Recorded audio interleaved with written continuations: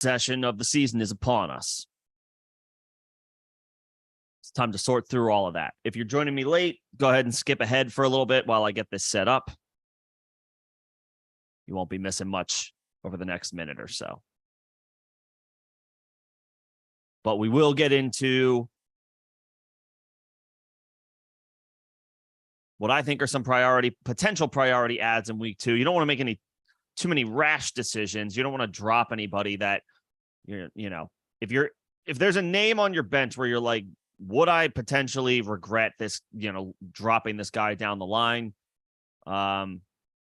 Trust your gut. Just plan to hold. But there are some likely options on the out there on the wire, and some guys that are worthy of drop consideration. And we'll make sure we talk through that today as well as taking your questions.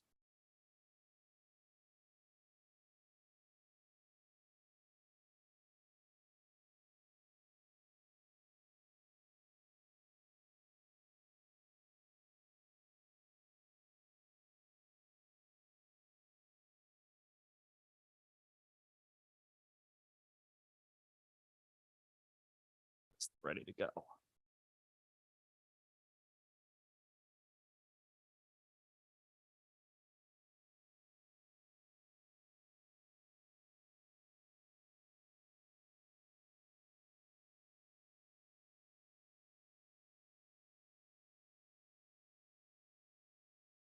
Okay, about to be off and running.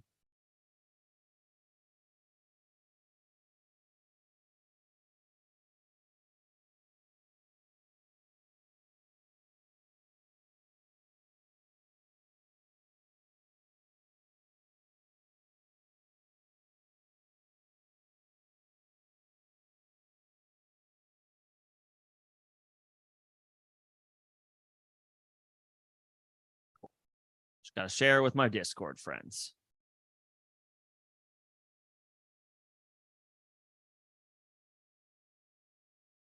And of course, let me know how week 1 went for y'all. Try not to get too high after a week 1 win. Try not to get too low after a week 1 loss. The entire season is upon us still.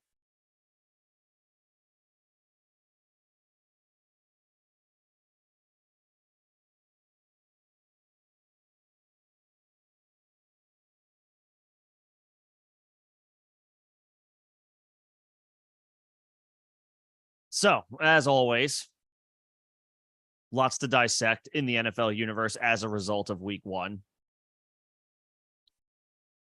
Just real quickly, off the top, I can go over the development with Aaron Rodgers and the New York Jets. Of course, not in any way, shape, or form how anybody could have expected or anticipated this to go. You all know by now Rodgers is lost for the season due to a torn Achilles. Zach Wilson, for now, steps in as the starter. The Jets are going to surely be talking to current free agents, and of course, they'll scour the league for any potential trades of any guy who's currently another team's backup. They could maybe see if they could try to pry away for some extra depth. But for now, at least for week 2, no matter what happens this week, it's going to be Zach Wilson for the Jets against the Cowboys. Good luck. I mean, the only conceivable guy that I think you have to start if you still have investment in the Jets, you probably can't sit Garrett Wilson, even though you might want to. And you can fire up Breece Hall even in a brutal matchup. I know it's not looking good on the road for the Jets offense week 2, but Breece looked really strong. Buffalo's got a good run defense. Dallas's defense is expected to be better than Buffalo's top to bottom. Nevertheless, I think Breece looked good enough where you can fire him up if you have him. And I think you still, at least for one more week, have to roll the dice on Garrett Wilson. Outside of that, there's no way I'm firing up Dalvin Cook. There's no way I'm firing up Allen Lazard. You're pretty much down to Brees and Garrett Wilson. And at this point, you don't feel super great about them either, with Zach Wilson at the controls in this matchup specifically against Dallas. Other weeks will be fine, especially for Brees, because all Zach Wilson has to do is just turn around and hand him the ball. With Garrett Wilson, it's officially going to feel, it's going to feel choppy for the duration of the season, which sucks because Garrett Wilson was a late first, early second round pick pretty much in all formats. You're going to be riding a rocky wave most likely with Garrett Wilson for the remainder of the season. Let's call a spade a spade. If Zach Wilson was a starting caliber quarterback, the Jets wouldn't have made the trade for Aaron Rodgers in the first place. So, if they are able to bring in, I believe I heard on NFL Live earlier today on ESPN, like Jacoby Brissett could be an option for the Jets. Yeah, that would be an upgrade. We'll see what free agent they might be able to entice, or maybe the other way around, which quarterback entices them to bring on board. Nevertheless, for now, we got to downgrade Garrett Wilson. You still start him this week, I think, out of necessity. You start Breece Hall if it's out of necessity, despite the bad matchup, but you still feel okay about him moving forward. Other than that, we got to severely pull back expectations for this Jets offense. It sucks. It's a shitty situation. What's going on, guys? Crumbly Heads, Alex, good to see you guys. Crumbly Heads, we'll right the ship week 2. I know it wasn't a great scoring output week 1, but we'll right the ship week 2. Like I said, don't get too high from a win. Don't get too low from a loss. We've got way too much season to get through to worry about the results of 1 week. Nevertheless, still some stuff to dissect. So that's the situation with the Jets. And then, of course, there's the waiver wire options this week. The guys that you might be considering severing ties with, the guys that you might want to be picking up. I'm not going to go through a whole list of like cut candidates, only because it's still such a small sample size to draw from. So I see names thrown out around there, like a Zach Charbonnet. Do I drop Zach Charbonnet? I've seen this on Twitter. I mean, for me, the answer is no. 3 carries, 11 yards, I think is what he got in Seattle's first game against the Rams. I mean, I'm not to the point where I'm overreacting, dropping Zach Charbonnet so that I can pick up Joshua Kelly or Kenny Gainwell. The name that is the most interesting for me, it's not Tyler Algier. Tyler Algier is obvious, but he's only available in 8-man leagues, most likely. 60% ownership already for Tyler Algier in most formats. I can't imagine he's available in too many leagues that are less than 10-person leagues. So the trendy options at running back this week are Kenny Gainwell, Kyron Williams, the Ravens running backs. I guess that's and Joshua Kelly, because Austin Eckler picked up an injury in week 1 against the Dolphins. His status for week 2 is currently in question, but it's too early to draw any conclusions one way or another. For me, between all of those options, Gainwell, Kyron Williams, Joshua Kelly, and the Ravens backs, Gus Edwards, Justice Hill, Melvin Gordon, for whatever it's worth. I like Williams. I like Kyron Williams. Sean McVay seems to as well. I had high hopes for Cam Akers this year. And again, we don't want to overreact one way or another, but 22 touches for 29 yards is abysmal. That is really bad efficiency. You would think Akers stays involved out of necessity because the team is currently down Cooper Kupp, but I don't know that Akers saw a single target in that game, so I don't know how much receiving work he's actually helping to pick up.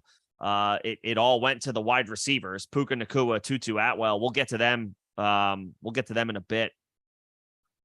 But I mean, 22 touches for 29 yards is really bad. We're going back and forth on the seesaw with Cam Akers. Did the Achilles injury that he suffered in 2021, did it completely sap everything as far as his athletic ability? You would have thought after how he ended last season, it's like, no, you could see him, he's coming back. He's bouncing back. But then yesterday, 22 carries for 29 yards. Again, it's just week one. He could right the ship a little bit, but that's awful. That's really bad. Meanwhile, Kyren Williams turns, I think, 15 carries into just over 50 yards and 2 scores, and he almost had 3. He got a carry on the 1 yard line and wasn't quite able to convert it. He almost had 3 touchdowns, Kyren Williams, and obviously that's a high variance statistic. He's not gonna score twice each week, but he looks like the better running back.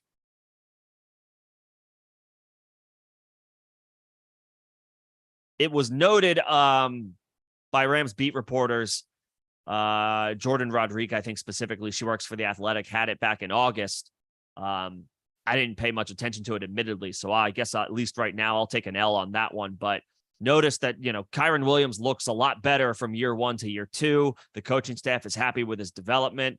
It kind of flew under the radar, at least it felt like, what type of role Kyren Williams was going to have. And as it turns out, it looks like it might be a sizable one. There's not too much else on this offense. I mean, I know, again, Puka Nacua, Tutu Atwell, hats off to them, but this is a ragtag crew of a collection of offensive playmakers that the Rams have going on for them right now. Kyren Williams could see his way into an every week role all week long. Or all season long, excuse me. I think Kyren Williams is your quote-unquote priority add this week. If you have an obvious person to drop and if you could really use some running back depth. I would be cautious with Kenny Gainwell, who is a very trendy pickup for this week. I think he's only rostered in about 35 to 40% of leagues, generally speaking. So he's going to be a trendy pickup this week. But Kenny Gainwell has missed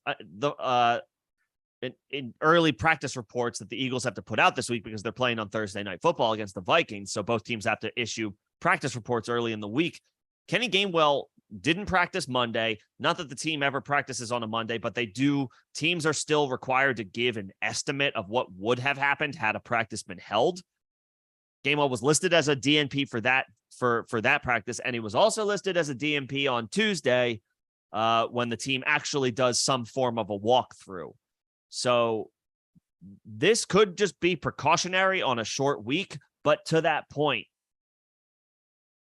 DeAndre Swift is going to get more touches on Thursday night. I do not think this is a situation where you look at Kenny Gainwell and go to yourself, this guy is the Eagles' bell cow all season long. I know he got 18 touches. I'm not willing to jump to that conclusion. The Eagles' backfield tends to rotate like historically the New England Patriots backfield with Belichick. Just when you think you have it figured out, it's a new guy the next week. I really think that's the situation we're looking at here. Kenny Gainwell is a fine add if you have, if your last round pick was, I'm just trying to think of who that might have been. Like a Michael Gallup or something. Or like, I guess you could even throw out like a Devon A-Chain. I'll maybe a Marvin Mims, although I'm not really willing to give up on him just yet, but like Tank Dell, Jaden Reed, if these guys are drops, and if you want to get Kenny Gainwell for any of those guys, sure, that's fine. You could do that. But I'm not firing up Gainwell this week, even if he is activated. If he's active for Thursday Night Football, that's fine.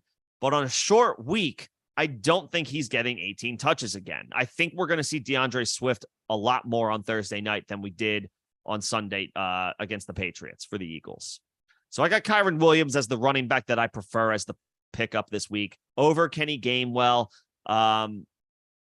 over Joshua Kelly as well. Joshua Kelly's intrigue is short term for sure until Austin Eckler comes back. And then the Ravens backfield between Gus Edwards and Justice Hill, I feel like that's going to be musical chairs a little bit as well, as far as which guy can you regularly rely on. Plus Melvin Gordon might mix in now. Plus the Ravens are probably also going to be in the mix to add, yet another body to that backfield, whether it's to the practice squad or to the active roster. They'll get somebody else in there. It could be a gross committee that could be difficult to project. I tend to like Gus Edwards, just because historically for his career, he averages 5 yards a carry. Justice Hill had the better day on Sunday. And that could still be the case moving forward. Justice Hill is he's like a 4-year vet at this point. So, I mean, he's an NFL vet at this point. I mean, you're going to you would think around this time, if Justice Hill is going to have some lengthy effectiveness in the NFL, now is the time. So there's certainly value there. I do think Gus Edwards is going to have his weeks without J.K. Dobbins. So either are fine, but because of the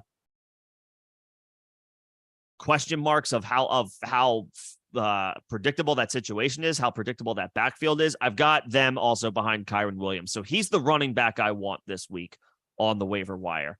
Was high on Cam Akers this year. I have a lot of shares of him. He salvaged his day with a touchdown, but he looked terrible doing it. And so Kyren Williams is the guy that I want to grab in a backfield that is, appears to be razor thin. In Akers' defense, there doesn't seem to be too much behind him as far as what could conceivably threaten him losing a role at least of some kind all season. But Kyren Williams looks like he's going to be a mainstay in that backfield and as a part of that Rams offense. What's going on, Iron? Good to see you. If you got Puka, if you drafted Puka, then pat yourself on the back. I didn't draft Puka in best ball. He wasn't on my redraft radar. I figured this would be Tyler Higbee, Van Jefferson, and the running backs. Well, at least Akers anyway. Figured Puka would need some time, need some seasoning. Figured even Tutu Atwell would run ahead, would be a little bit more productive than him. And Tutu had a nice day. It was Van Jefferson who had the dud of a day. But good for Puka Nacua and good for anybody who drafted him,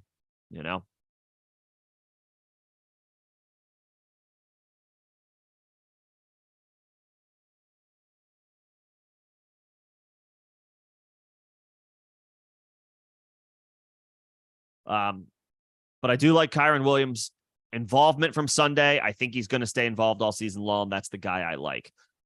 Again, if Tyler Algier is out there, then sure, add him, but he's not an obvious waiver wire add for me because he's already rostered in 60% of leagues. So he's probably not available.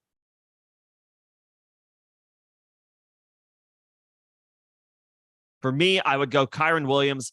I guess then I would go Kenny Gainwell. I would still put Gainwell second in my running back priority just because Rashad Penny was a healthy scratch. Like that could just mean like, is Penny dust? Is he done? Is he shot? Is there nothing left because of the slew of injuries that he's unfortunately picked up over his career? If he's a healthy scratch in this backfield, I think that says more about Rashad Penny than it does about the Eagles and what decisions they just ultimately decided as far as strategy for the game. So Gainwell still has value. I don't think he's a plug and play this week, though. Missing practice on a short week, just logged 18 touches. I do think DeAndre Swift is the guy this week. If you play DFS, if you do any player props, I do think Swift is a good guy to go for as far as whatever his yardage prop might be. It's probably not going to be high, and I think he's got a decent shot of hitting that. I would imagine coming off a short week for at least 1 week this season, DeAndre Swift leads the backfield in touches. I would think it comes week 2 on a short week. Gainwell second for me as a waiver ad, but behind Kyren Williams for me. I guess I would put Gus Edwards third, Justice Hill fourth. I prefer Edwards personally. Whether Justice Hill has emerged as a better player than Gus Edwards, as a better option for the Ravens consistently out of the backfield, remains to be seen. But Gus Edwards has had a pretty productive career thus far. Again, averaging 5 yards a carry. I do think he's good enough to at least come close to those averages in this Ravens offense.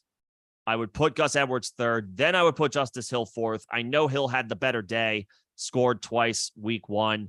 But I'm going with the pedigree on this one between the two, and that's Edwards. And then I would go Joshua Kelly fifth. He's a little bit higher of a priority if you have Austin Eckler. Then maybe you may want to make Kelly your top. Maybe that, and then in that situation, you just make Kelly your top waiver wire priority because you need the potential spot start, plus having the handcuff in general isn't such a bad idea in redraft. So maybe Joshua Kelly is higher up your priority list and maybe at the top of your priority list if you have Austin Eckler. If you don't, he's down the totem pole for me as far as running backs who I expect are available in your league.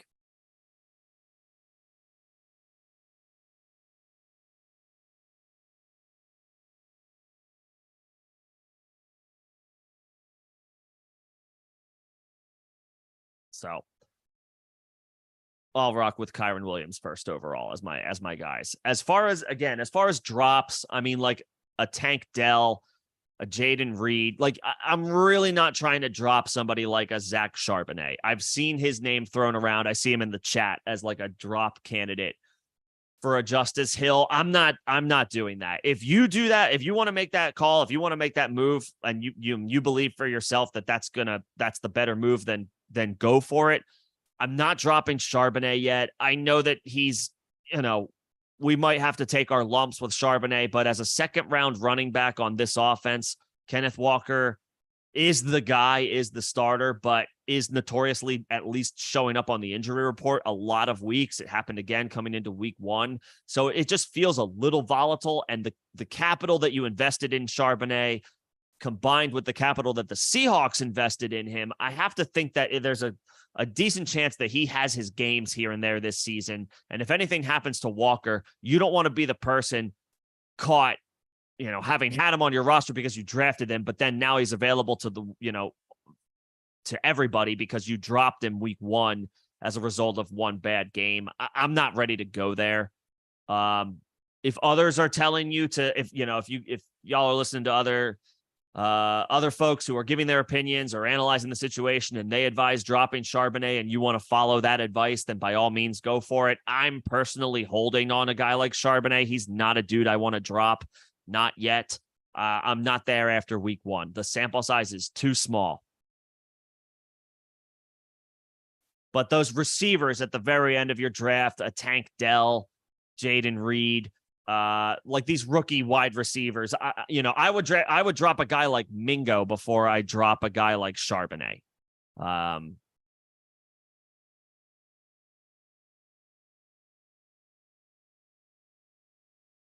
As much as I'm intrigued by Jonathan Mingo, I'm not sure that his year is this year, even with the injury to DJ Chark already. It's a rough, like these young quarterbacks with these, what are likely going to be up and down, inefficient passing offenses, regular, consistent, effective passing attacks.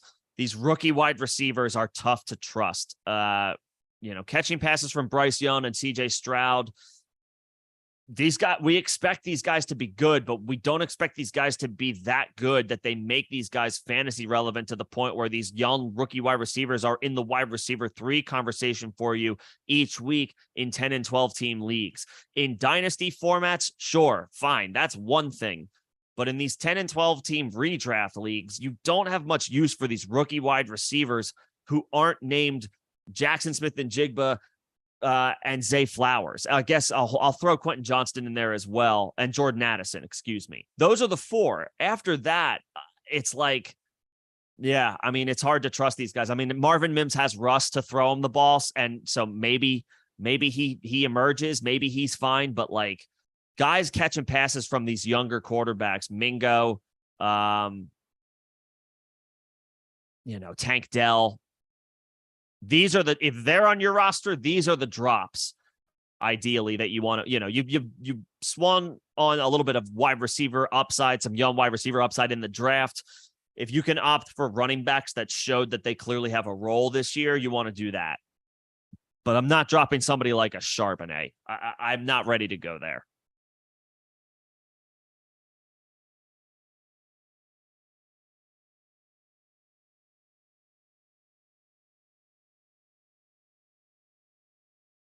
Not ready to go there.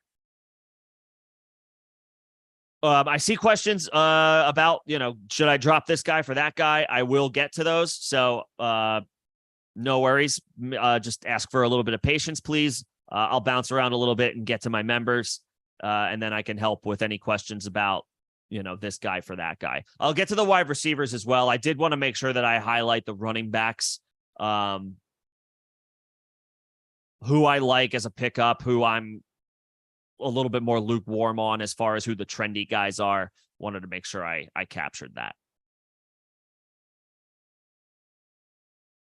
Iron, I remember we became big fans of the Vienna Vikings very quickly last year. It sounds like they're really good once again. That's pretty fun. That's cool to be able to go to those types of games. I'm sure those atmospheres are electric. I'm sure that's awesome.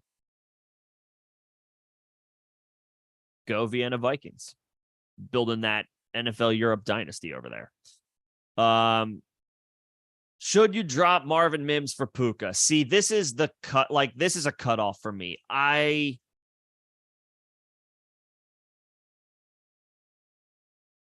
guess my question to your question is, do you need Puka right now?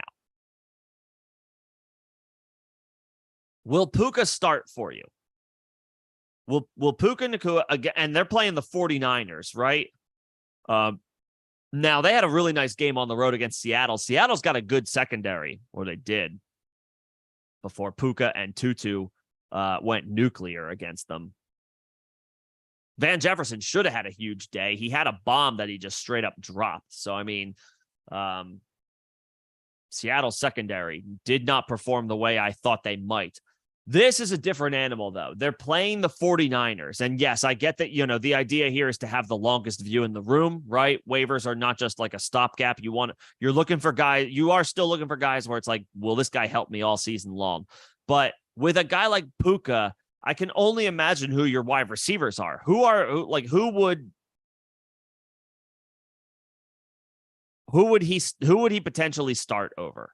For me, I want to bet on a guy like I want to get a bet on a guy like Mims, who I believe has a little bit more talent, an opportunity to emerge as a regular player for that offense full time this season eventually. I know he ran behind the likes of it wasn't just Cortland Sutton. Who are the other depth wide receivers for the Denver Broncos? I know Mims ran behind a lot of them.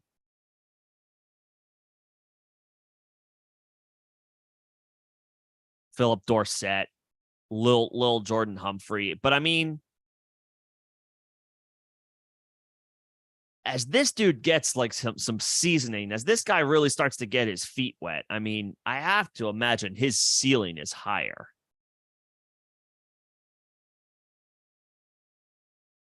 Puka getting 15 targets. I can promise you I did not see that coming. Yeah, I mean, like, is he gonna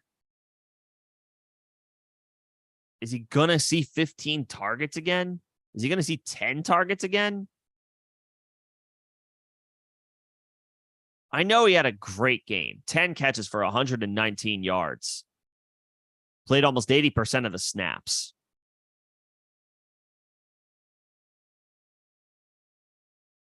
It might be a different animal, though, having to go against San Francisco this Sunday.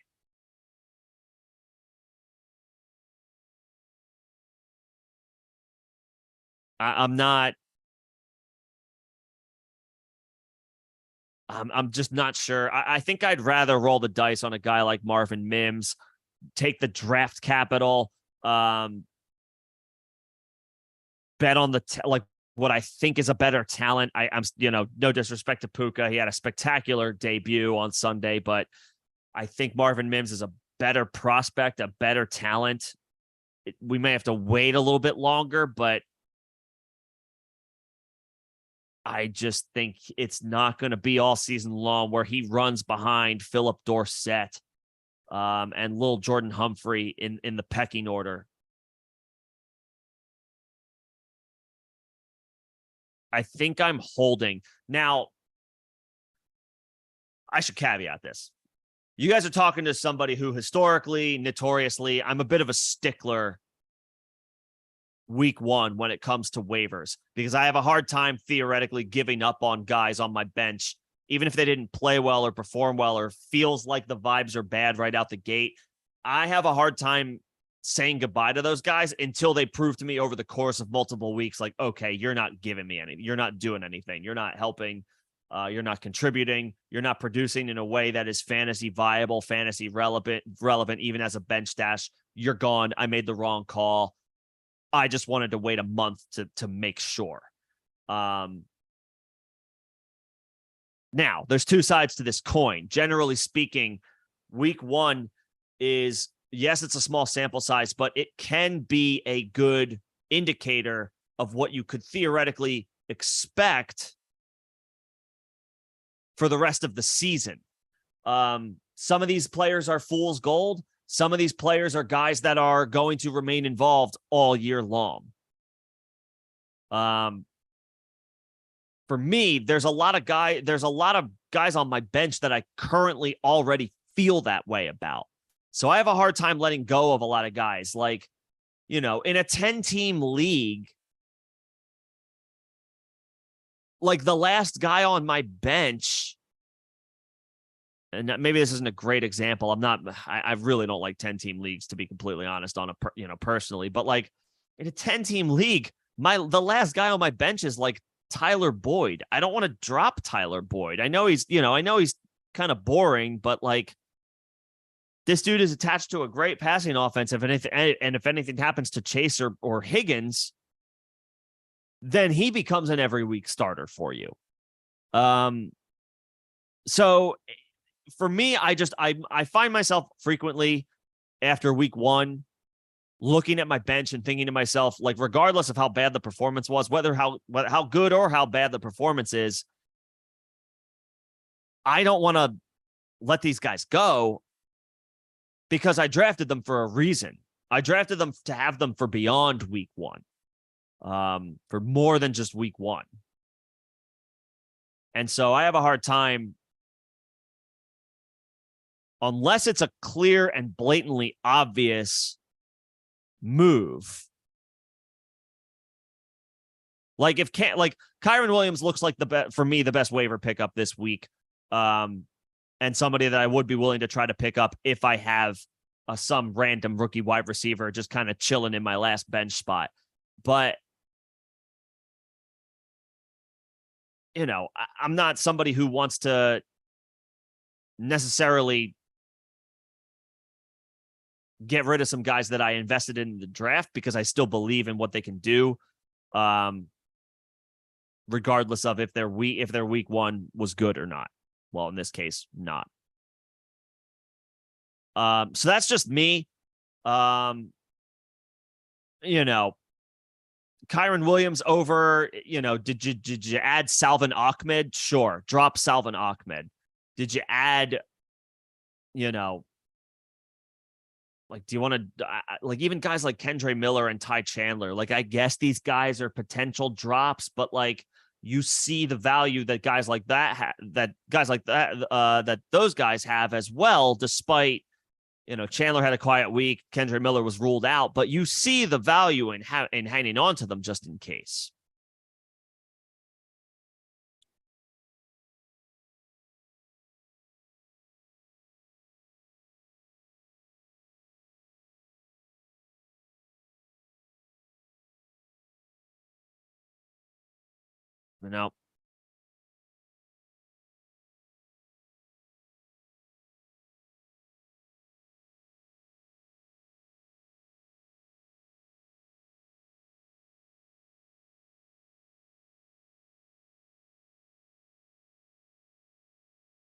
Greg, what's going on, Greg? That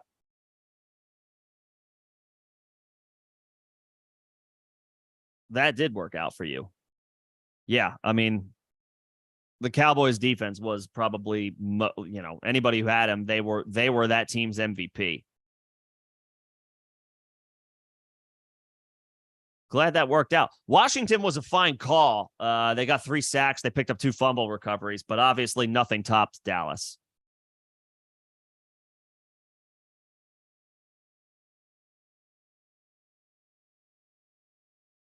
Yeah. So for me, Greg, the pickup at running back for me this week is Kyron Williams. Um, Akers, 22 carries, 29 yards is awful. I'm not giving up on Akers just yet, but he was supplanted pretty quickly in this game by Kyron Williams. Got the start, Akers did, but seeded work right away. And it looked like it was deserved. Kyron looked like the better player, looked like the better runner. With a Rams offense that is, you kind of feel like they're kind of figuring things out on the fly right now. With so much up in the air, I want the running back who's had, as it turns out, good vibes dating back to August. A couple of Rams beat reporters were on that, saying that Kyron Williams looks like a different player from year 1 to year 2. That looks like it might be coming to fruition.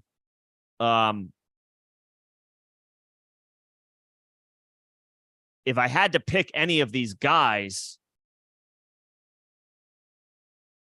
to potentially, not 100% guaranteed, but to potentially take over their backfield respectively, eventually, it could be Kyron Williams.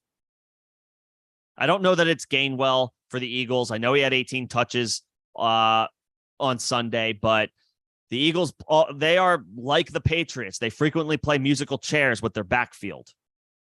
I have to imagine it's going to be DeAndre Swift getting the most touches on a short week 2, Thursday night. And then from that point, it's going to just be like, maybe they alternate weeks. Maybe. And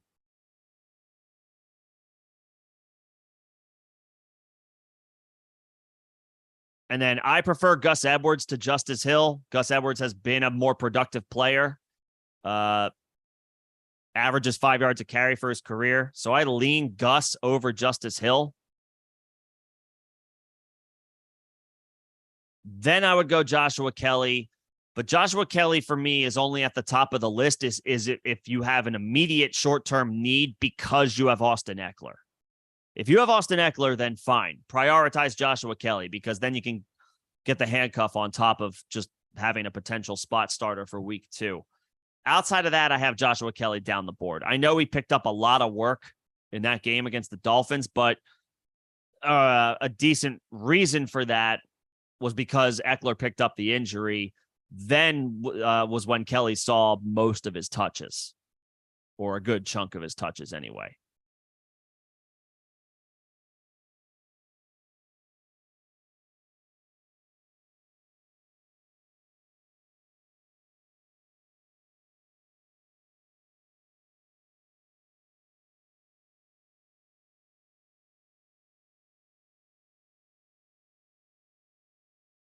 All right, just going back up, there's a trade question. You were offered Najee and Mike Williams for.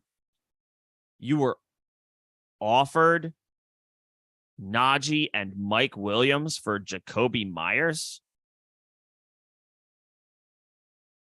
Yes, take that. Yeah, you're getting a. I know Najee had a bad game against one of the best defenses in the NFL, and Najee might not be that spectacular, but I mean, he's running back depth at the very least, and Mike Williams is way more of a proven playmaker than Jacoby Myers. I know Myers had a really nice game week 1, but you're getting 2 for the price of 1.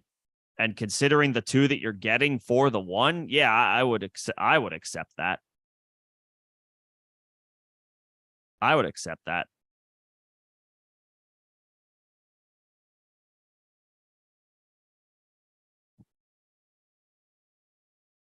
And then as far as, if you're spending half of your FOB on Puka, again, who are you dropping? Or do you have an open roster spot? If you've got an open roster spot, then sure.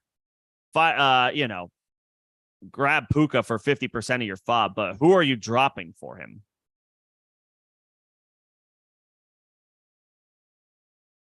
And yeah, speaking of drops, Evan Hull is another guy that if you drafted, you can drop. He was put on IR today. I think he picked up a knee injury, so he's going to miss the next 4 games. That Colts backfield is not good. I don't feel any better about Deion Jackson just because Evan Hull is out. I think Deion Jackson is what we thought he was. He might have a week here and there, but consistently, I'm not betting on it. So Evan Hull can be dropped. I mean, if you can get Puka for Evan Hull, then sure, do it. Yes, it's going to cost you $5 at this point, but that's just how the cookie crumbles, right? Evan Hull looked. I mean, I thought I was like in the limited opportunities, Evan Hull looked better than Deion Jackson. Of course, the knee injury wasn't. We can't predict that. And then sorry, Alex, I missed this. Are we starting Puka versus the 49ers? I am not. I mean, what options are not available to you to the point where where Puka Nacua is considered even in leagues where you roster or start 3 receivers? Are you that like who are your other options? Who are your other options? For me, no. I can't. Not against that defense. San Francisco's playing their home opener.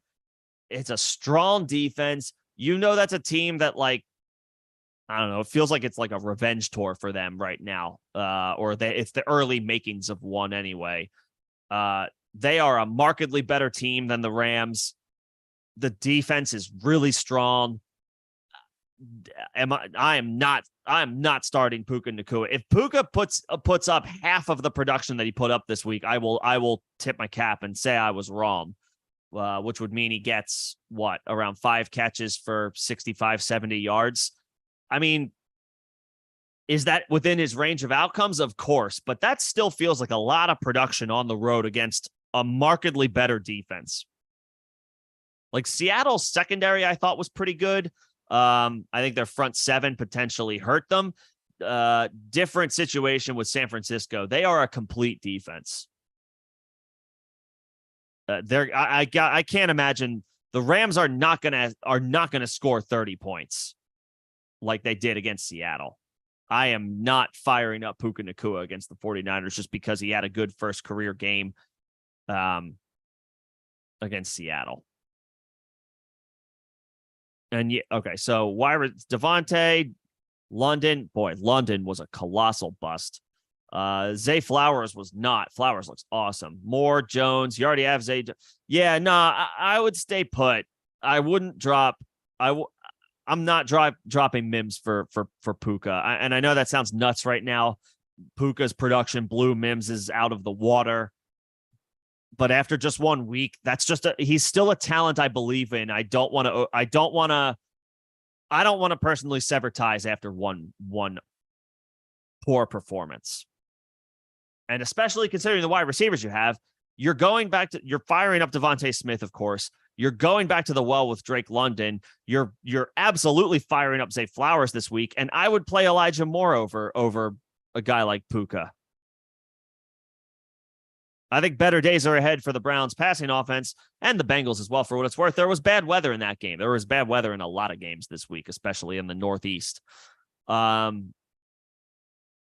Yeah, you got 4 guys. Like, I would start Elijah Moore over Puka. I'm not there yet with Puka.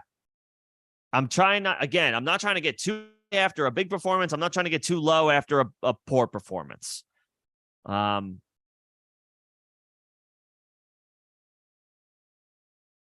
Yeah, like I know if I had Drake London and I picked up Puka Nacua, Drake London was a goose egg on Sunday. But I'm going back to the well with Drake London. I can't imagine he gets 0 again. And this is going to be a game where the Falcons can't just run the ball 35 times because the Panthers have a bad defense. This is a different animal. They got to play the Packers, who look pretty good.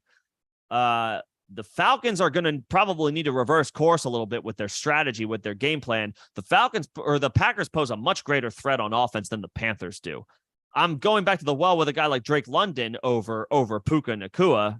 Like, yeah, I'm not. I would just hold. I would just hold.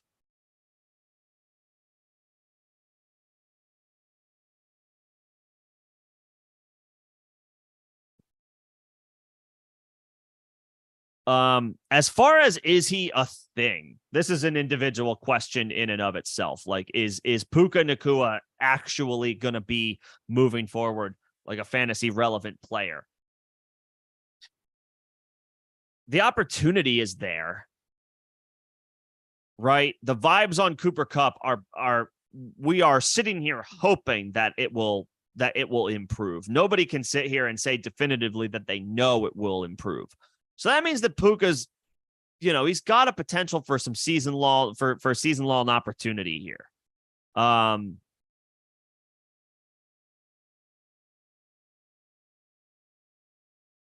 mean, he presents some interesting size, right? He's like 6'2". So that's ideal. I just think it's going to be a little matchup dependent. He's got a good quarterback throwing him the football in Matthew Stafford. I said it on Sunday. I think if you had to rank the quarterbacks in the NFC alone, in just the NFC in that conference, I think Stafford is top 3 or 4 probably, at least in the NFC. So he's got a good quarterback to throw him the football. But other teams make adjustments too. That's the other thing. Like, I wouldn't be surprised. I'm not rooting one way or another, but I wouldn't be surprised if Puka bottoms out this week from a production perspective. San Francisco's defense is another beast. This will be his true test.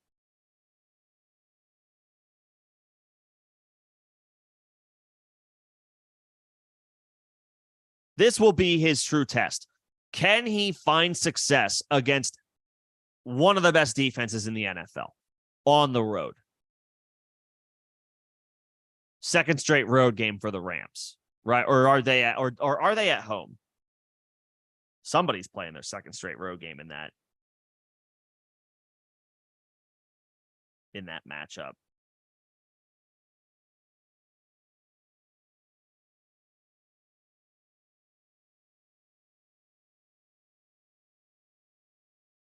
Oh, no, the Rams are at home. Okay, so it's the 49ers who have 2 straight road games.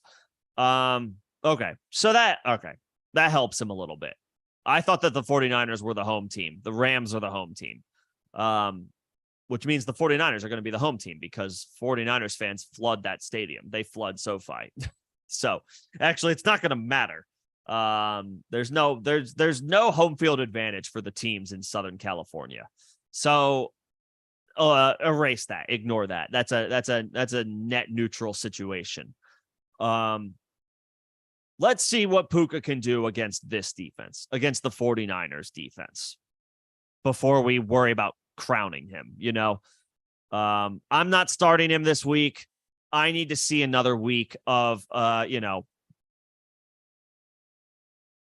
guy who was a 5th round pick in the NFL, wasn't on anybody's radars before this week. I didn't hear a single soul. If y'all did, feel free to send me a link or whatever. I didn't hear a single soul suggesting Puka Nacua in anywhere. I'll eat my words if there's somebody out there, if there's a link out there, or somebody with a who looks at this stuff preseason was pounding the table for Puka. I'm not ready to go there yet. We got to take this on a week per week basis. Plus, if Kupp comes back, then Puka's going to go back down to, wide receiver 4 upside. If Kupp, of course, comes back in any way, shape, or form the Cooper Kupp that we expect.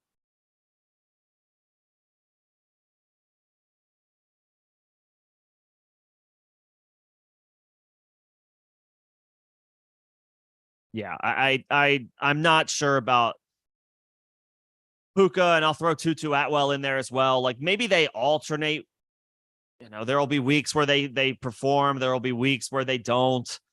We still don't expect this Rams team to be very good. I know they have a couple of good pieces, but they're starting a lot of rookies at a lot of important positions. They got Seattle this week. Kudos to them. Congratulations to them. And Matthew Stafford is still, an upper echelon quarterback. But, anybody that was doing their projections for where teams were going to end up at the end of the season or how the season would finish for these teams, everybody had the Rams at the bottom of the NFC, like one of the bottom teams in the NFC. Not as bad as Arizona, maybe not as bad as Carolina. Maybe they're better than, say, like at Atlanta or Tampa.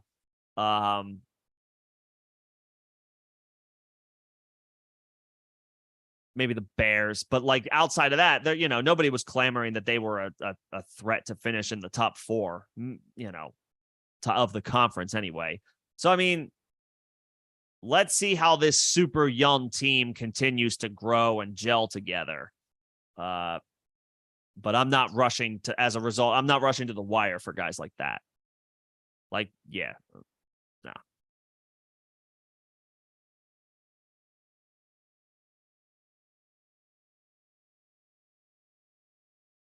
And as far as Greg, just jumping down, as far as Dalton Schultz, I would be inclined to say you could, like, tentatively, you could move on. You probably spent a decent draft pick on him. It's just that these players attached to rookie quarterbacks are like, taking their first steps. It's really volatile. So like that makes Hayden Hurst equally volatile. Like Dalton Schultz could have a Hayden Hurst week next week and then go back to not doing a whole lot week 3. I think Hunter Henry and Hunter Henry is probably a decent option. He's not going to get 16 PPR points or whatever it was every single week, but it's a razor thin collection of pass catching talent in New England. Hunter Henry has a couple of 8 touchdown seasons to his credit. I guess he would be the guy I would consider pivoting to. Laporta looked really nice on Thursday night. Again, these younger guys, we'll see if they can string it together. Generally speaking, rookie tight ends are difficult to have high expectations for consistently in their rookie year. That's a tough thing to ask for. Now, Laporta looked really good. Luke Musgrave was a couple of plays away from having a monster debut. So maybe the trends are turning with some of these young tight ends and how they're getting utilized.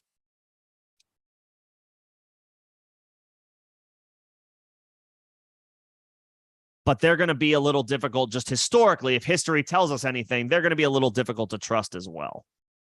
So I guess Hunter Henry. But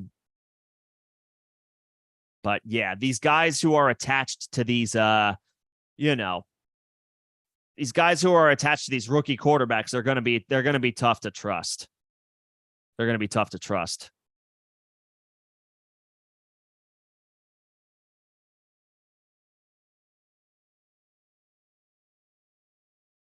So Schultz fits that bill. Could be tough to trust season long. It's like tentatively Hunter Henry. Although I had to like what you saw from Laporta, and you also had to like what you saw from Musgrave. Those guys are certainly interesting as well. What's going on, Steven? Thank you. Thanks so much for the super. Good to see you again. Appreciate that. Lost Deontay. Yeah, I did too. He's going to be out for a few weeks. Hopefully it's just a few weeks. Hopefully we get him back by, say, like week 6 or so. But yeah, you never like to see a hamstring injury. So again, as far as Puka, it's like, who are your other options? Is the loss of Deontay, is that it for your wide receiver depth? I got to imagine you've got some other guys that are on your bench as far as other options. Puka had a spectacular week 1. I'm not trying to take anything away from the kid. He did awesome. 10 catches, 119 yards. There's not a single person who was projecting anything close to that for a guy like Puka. Hats off to him for blowing the doors off as far as expectations.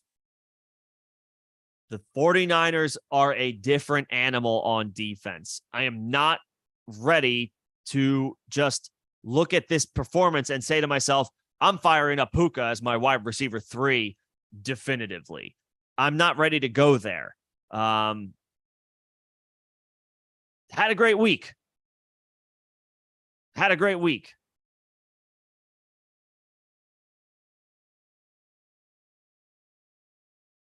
Let's see how he does against San Francisco. If you have obvious, I mean, look, when it comes to Puka, it also comes down to like who are you dropping? Because I mean, I guess you have to probably wait on Deontay Johnson hitting IR.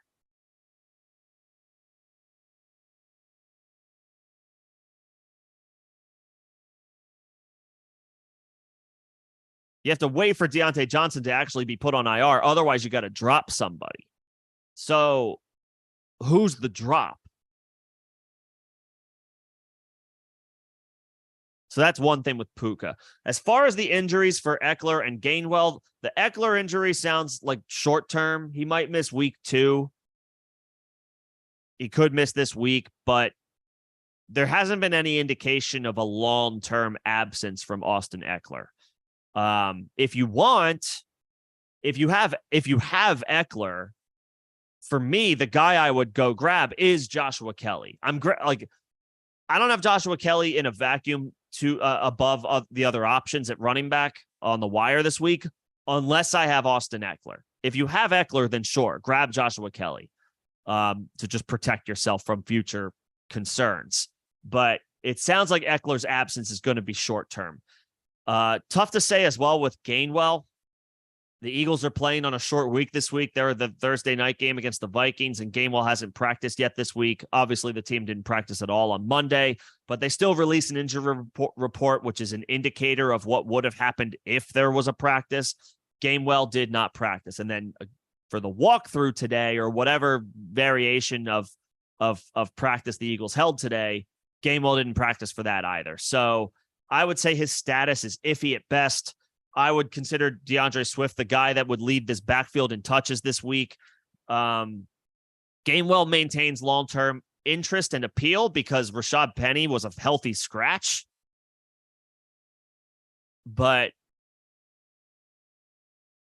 I don't know that necessarily Gainwell gets 18 touches a week just because he got 18 week 1 against the Patriots. Kenny Gainwell's a good player. The Eagles offense would do well to rotate more players in. DeAndre Swift. So the injuries don't sound like they're terribly concerning long-term.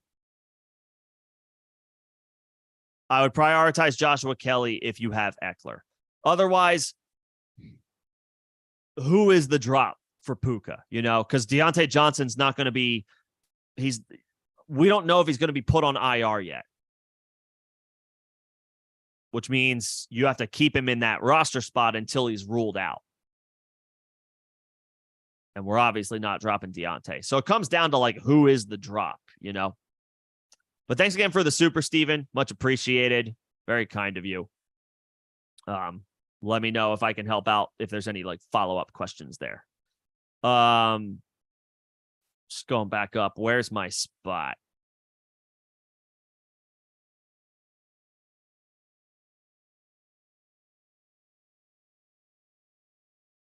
Yeah, see, for me, Tyler, I don't think Tyler Boyd is I don't think he's droppable. He's finished as a high-end wide receiver 3 last year. There's value there, and he's more proven. I know he's not spectacular. He's boring, but I'm not dropping him yet. And plus attached to Joe Burrow. Yeah, I'm not doing that yet. So for the wide receivers, I guess like along that same wavelength, like y'all are asking about Puka. That's fine. What about Romeo Doubs? He's probably available in 40 to 45% of leagues. I might rather have him. Doubs looked pretty good last year. He also had a really nice game week 1. Now, he's not as available as Puka is, but he may have been a drop because he was looking iffy coming into the week with that hamstring injury. There may have been leagues out there where he was a drop because people were concerned about his availability. Christian Watson will come back eventually. Yes, we know that. But Doubs is going to be a starter for his team as well. If we're assuming at this point moving forward that Puka is a regular starter, which I guess he could be. He will definitely be without Cooper Kupp, and he still could be even when Kupp returns. But Doubs caught 2 tutties on Sunday. And the Bears are bad, right? The Bears are not good, but he still put up the production. I would probably slightly lean Doubs over Puka. Because again, he was a guy that had you drafted him this year. Doubs got drafted this year. I'm only saying he maybe was he was drafted in a lot of leagues, maybe not every league, but if he was a drop as a result of people having concerns about the hamstring injury, he's a guy I'd be wanting to scoop up.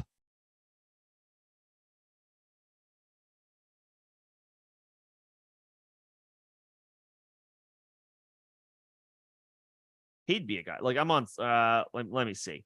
What's his I'm on Sleeper. Like where is his ownership at? Come on, Sleeper. Help me out. 46% of leagues. I mean, in over half of the, in over 50% of Sleeper leagues, I'd have to double check on Yahoo and ESPN. He's available in over half of those leagues. So, I mean, they're out there. They exist. It's probably more like 10-team leagues, but there's tens of thousands of leagues like that. So if he's out there, he's a guy I would rather have. He's available in less than 50% of leagues, at least on Sleeper. Let me check. I'll check Yahoo really quick because I have the Yahoo app. But if you're available in less than half of the leagues out there, then that's noteworthy as far as an ad. On Yahoo, he's rostered in 31% of leagues. Yeah. Romeo Doubs is now, if you're playing in 14-man leagues, if you're playing in 14-person leagues, maybe even 12-person leagues, yeah, he might not be available. But if in some 12-team leagues and probably a lot of 10-team leagues, Doubs is available. He's, for me, the ad over Puka.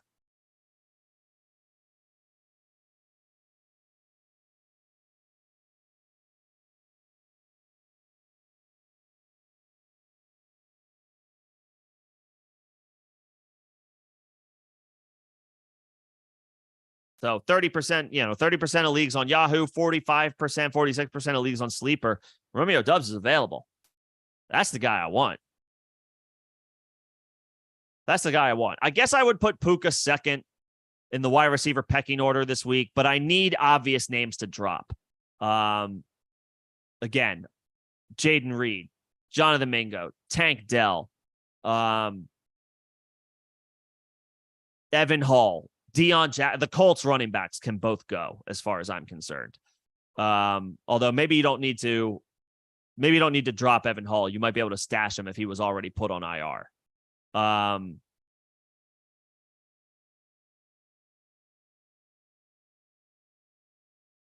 These younger guys catching passes from young quarterbacks. Those are the guys I would be looking to drop. Like if you have Dulcich, you could drop Dulcich for Puka and figure out tight end later in the week. Devin Singletary, goodbye. Damian Harris, goodbye. These are the names that you can drop for Puka.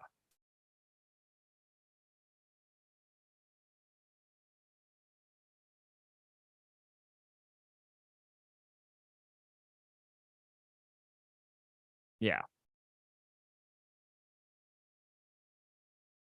Like a Deuce Vaughn, a Donta Foreman. Um, yeah. Dulcich for now until you figure out tight end later in the week. We'll worry about it when you actually have to set a lineup.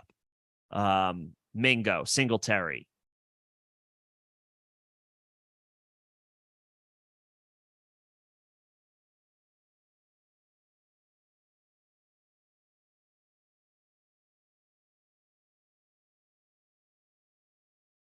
Damian, yeah, I'll throw Damian Harris in there. He looks like he might be useless this year.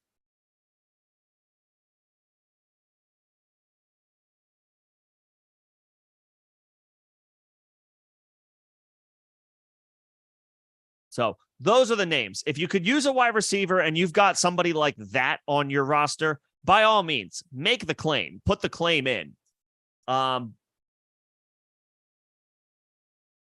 You can get him on your roster if you have guys like that.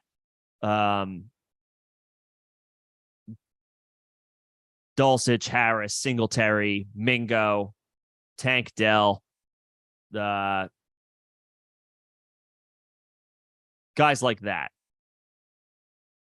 I'm not willing just yet to go down as far as like say I'm not ready to drop like a Zach Charbonnet.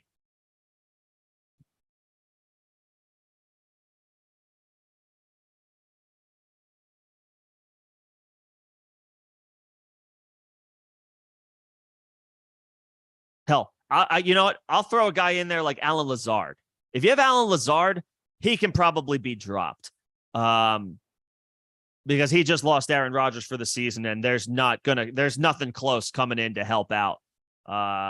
Short of Tom Brady making the funniest comeback of all time, the quarterback play for the Jets is not going to be good this year. So, sure, if you want to drop a guy like Alan Lazard for Puka Nacua, fine. That's fine. That's okay. I'm all right with that.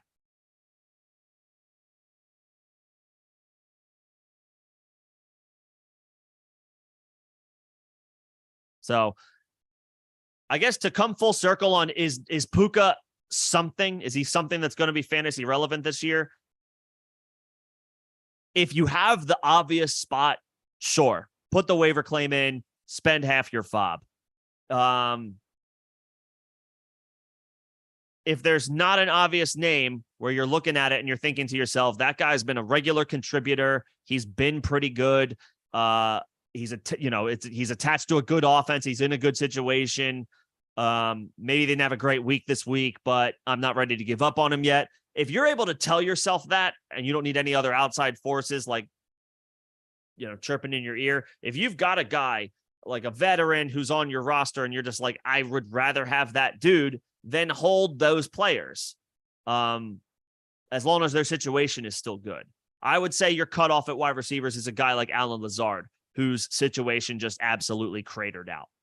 He is a guy I would drop for a guy like Puka. Sure. Adam Thielen, get out. Yeah.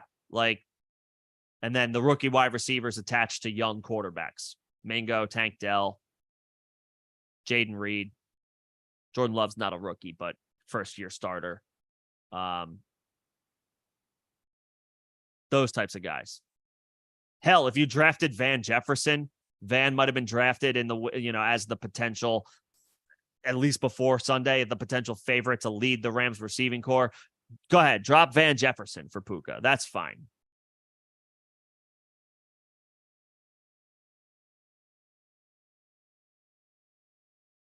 But as it turns out, a guy I do like more, Romeo Doubs, is available in 46% of sleeper leagues and only 30% of Yahoo leagues. I would be prioritizing him. I would be prioritizing him if he's available.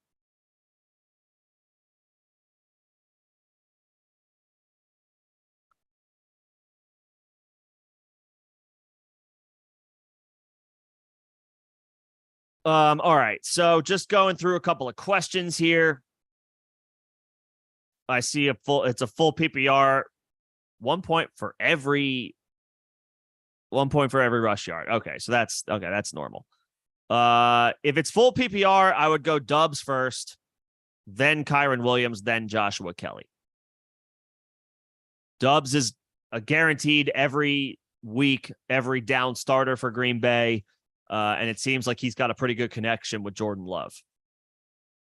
And in full PPR, I guess I will take the wide receiver whose role I feel stronger about.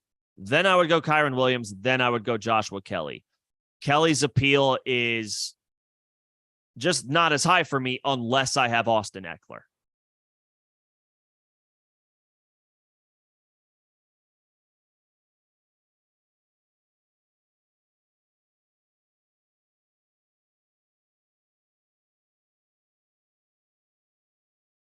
And yeah, I mean, he had a nice game one. 16 carries, 91 yards. He averaged almost 6 yards a carry, got into the end zone. That's a great day. That's an awesome day.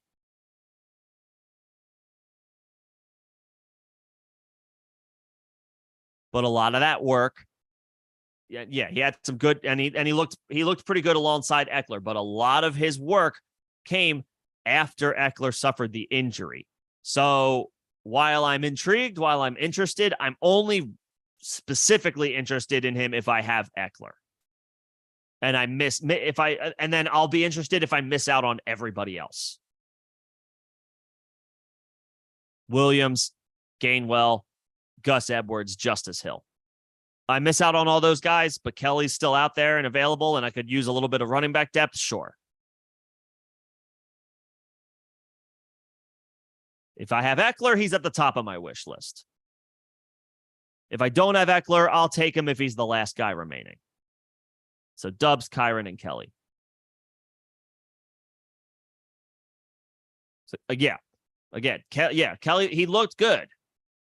He looked good. He had a nice line. Averaging almost 6 yards a carry is elite. It's an elite level statistic.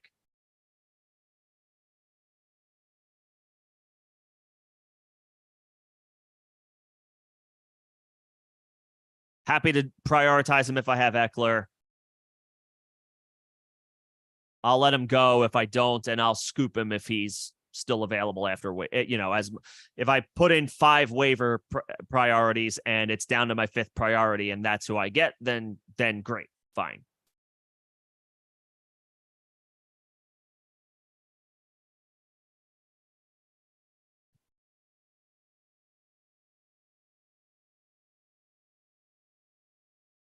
How long should we wait to hold on to A-Chain? I mean, let's see if he practices this week. Let's see if he practices this week, and then we'll revisit it. I'm not sure that A-Chain is necessarily a hold, but he does still offer some very interesting upside.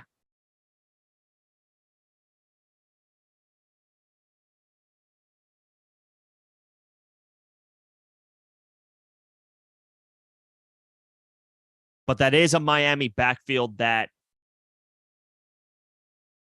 I mean, it could switch to A-Chain once he receives a little bit of seasoning, once he gets a little bit of exposure to an NFL game.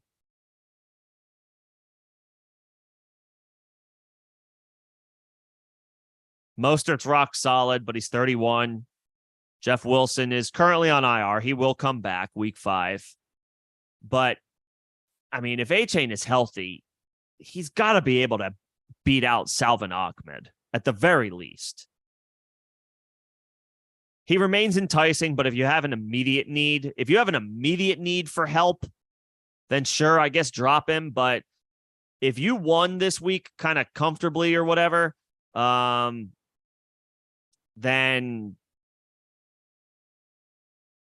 I would probably hold for a little bit longer.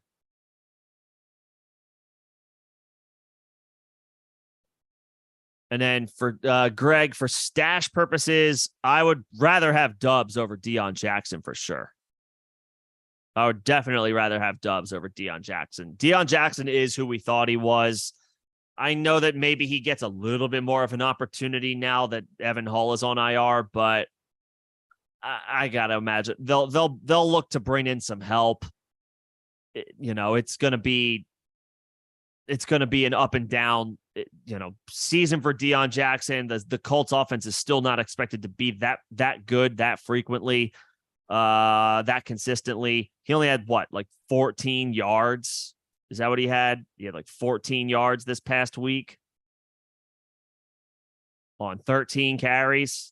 Okay, he caught 5 passes. That's great. That's all well and good, but I mean, you're hoping for 5 to 10 points from a guy like that. I'll take Dubs. I'll take Dubs in full PPR, or even in half. You said half PPR, even in half PPR. I'll take Dubs. Where am I at? I got a defense question. I'm bouncing around to my members. So if you think I'm out of order, I am, but I will get to your question once I'm done. Helping out the paying customers. But I got a defense question between the Browns or the Giants. Is Tampa available? I would rather play them. I would rather play them against the Bears. Tampa turned the Vikings over a few times on Sunday, and the Bears, I want to believe in Justin Fields. I like Justin Fields, but holy hell, this offense still stinks. The Bears offense still stinks. Give me Tampa. They still have they have good players on that defense. They've got some good vets on that defense. Vita Vea is still there. Devin White is still there.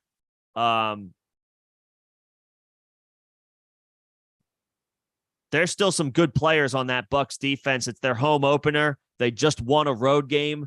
They're probably feeling kind of good about themselves. They get a Bears offense coming in that does not feel like it's much of a threat throwing the ball downfield. I would say, is Tampa available? That's a stream for me this week. And yes, I'm firing up Drake. I'm going back to the well with Drake London this week. It doesn't feel great, but I'll let him fail me 2 weeks in a row before I bench him. That's a guy that you were drafting in the 5th round. We got to go back to the well with him. And the matchup is more in his favor for production. They're playing the Packers.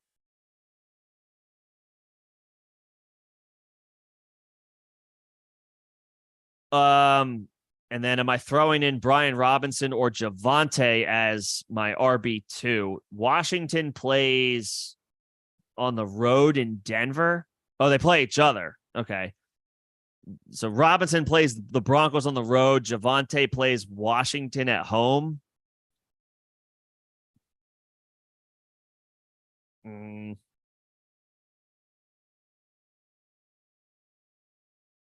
Come back to me, Cameron, later in the week.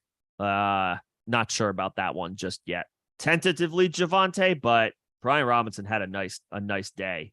I don't want to totally discount that.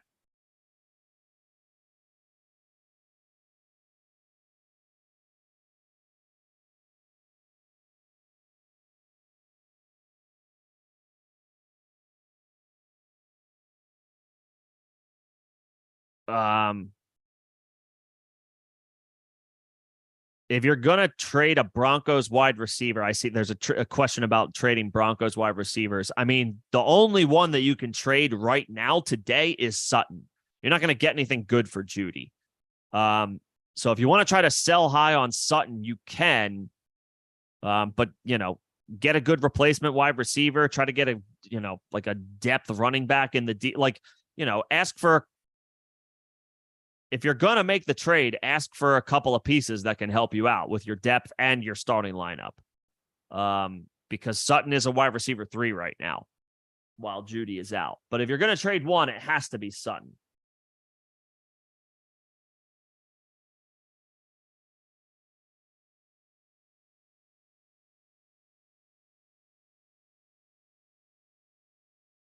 All right. This is an interesting question. You were offered Ayuk for Garrett Wilson.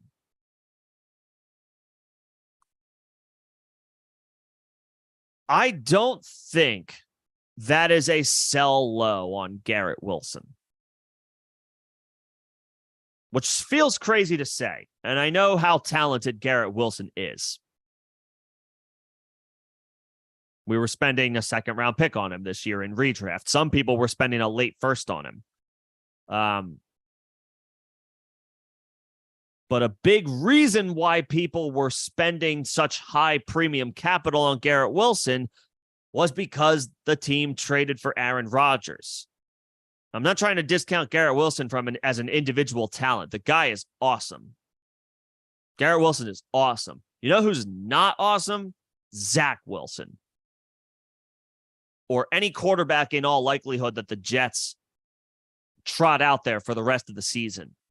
Garrett Wilson's going to still have his weeks because he's that dude. He's that good.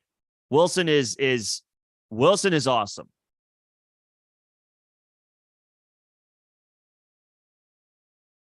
But his situation just went in the absolute freaking toilet.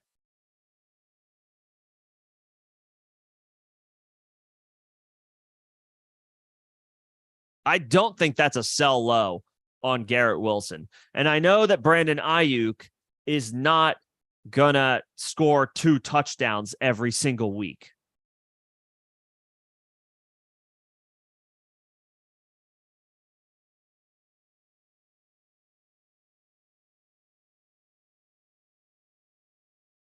But that's not a sell low. It's hard to pull the trigger on something like that. Let me caveat. I'm not like saying definitively do it, definitively accept that offer.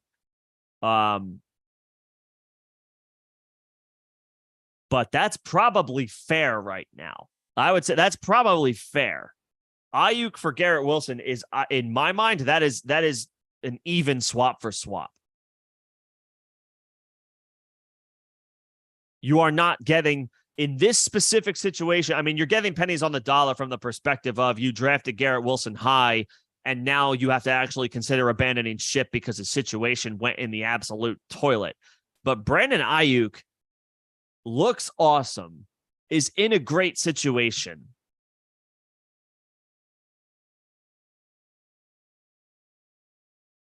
And didn't lose his quarterback.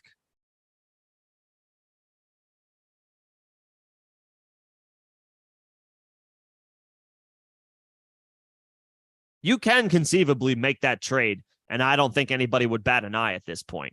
If you want to stay true to your second over, your personal second pick, maybe your first selection. I don't know where you drafted Garrett Wilson, but it wasn't later than the second round. I can tell you that much. If you want to ride it out with him, I understand. I get it. I have Garrett Wilson in a couple of leagues, in a couple situations, and I'm kind of just not doing anything right now. I'm just going to kind of let this play out and just see what I can, what can materialize for Garrett Wilson. But there is no question Zach Wilson is a horrendous outcome for him. He lowers his ceiling by a significant margin. Garrett Wilson's ceiling was already really high to begin with. So when I say that, Garrett Wilson still has a decent ceiling, but he is not going to finish most likely on the year as a wide receiver 1 the way that everybody expected him to. It's just not, it doesn't feel like it's in a conceivable range of outcomes now after what happened.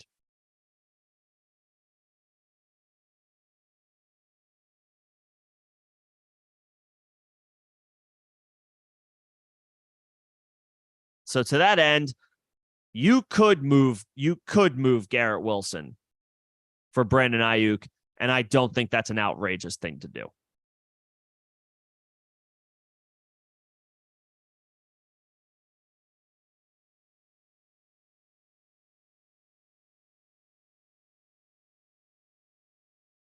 Is Wan'Dale a drop? I mean, in deep dynasty leagues, was he a healthy scratch? Is that what it was?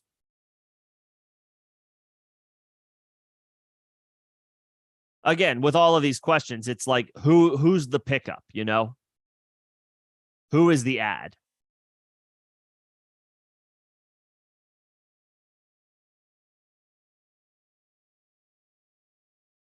Yeah, he's okay. So he's dealing with a knee injury. I mean, he's still only 22 years old. I don't think he is. I don't think Wan'Dale's a drop.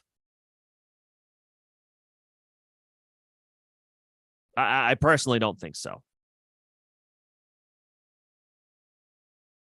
I personally don't think Wandale's a drop.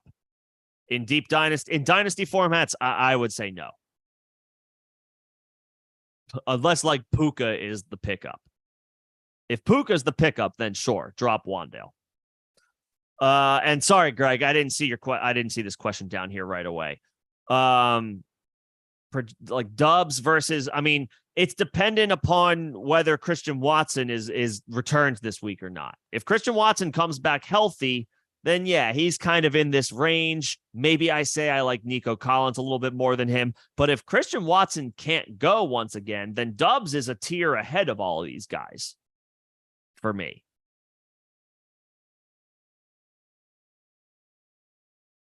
They're going to be playing in the Dome. They go down to Atlanta. No bad weather to worry about. I only bring that up because there was a lot of rain on the East Coast this week. Clearly, lots of games were affected by crappy weather. No issues in the Dome in Atlanta. I mean, I would take Dubs clearly ahead of any of those names if Christian Watson is ruled out. If Christian Watson is in, maybe I'm more inclined to start a guy like Nico. Nico Collins had a nice day, by the way. Nico Collins had a good day, and I'm pretty sure he dominated the target share of that Texans offense. My mind is serving me correctly.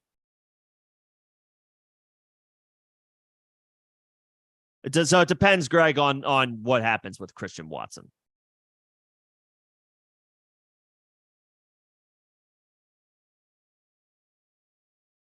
Okay, moving back up. You traded Allen Robinson and Montgomery for Mixon. Okay. I mean, that's fine. I like David Montgomery this year, but if Allen Robinson is the piece to move up to Mixon, there should be better weeks for Joe Mixon. There will be better weeks for the Bengals in general. So that's fine. I mean, yeah, you essentially traded Montgomery for Mixon. I mean, I know Allen Robinson had himself a decent little stat line, especially when Deontay went out, but that might be short term for Allen Robinson because Deontay is expected to return this season,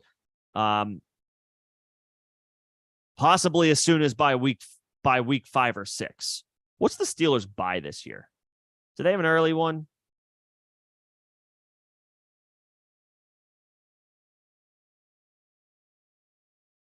Their bye week is week 6. All right. So we can go ahead and comfortably assume we're not going to see Deontay Johnson until week 7. So that is a 4-game stretch where Allen Robinson could really put some nice weeks together. But by week 7, conceivably, we could see Deontay Johnson again. And now you're talking about still the majority of the season still to go. Yeah, that's fine. That's a fine move to move up to get Mixon. That's fine. You cashed in on some short-term Allen Robinson value to pick up an upgrade at running back. I'm fine with that. Even though Mixon may have lost a step a little bit, but he's going to get more involved and more work in more neutral game scripts when it's not terrible weather and the Bengals are getting their doors blown off by a division opponent who, quite frankly, has owned Joe Burrow since Joe Burrow became a Cincinnati Bengal. The Browns have handled their business against the Bengals in recent history. The Bengals get that game out of the way early, done, over with. Bad weather, get it all out of the way, get all that garbage out of the way, flush it down the toilet, move on to next week. There will be better weeks for all of the Bengals skill position players, and that includes Mixon. So yeah, I'm good with that move.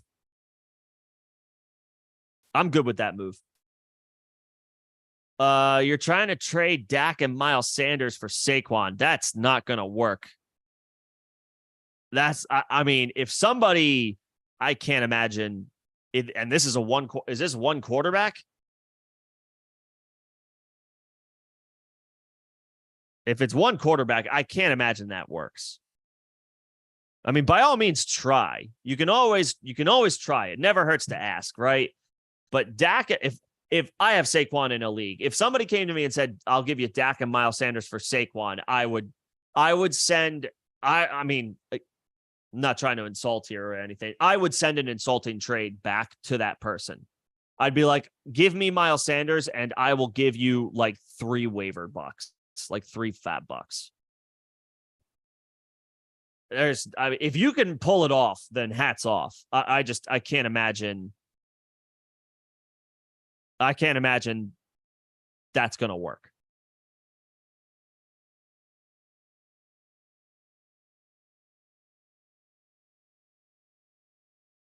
If they go for it, then yeah, go ahead and just grab Deshaun Watson.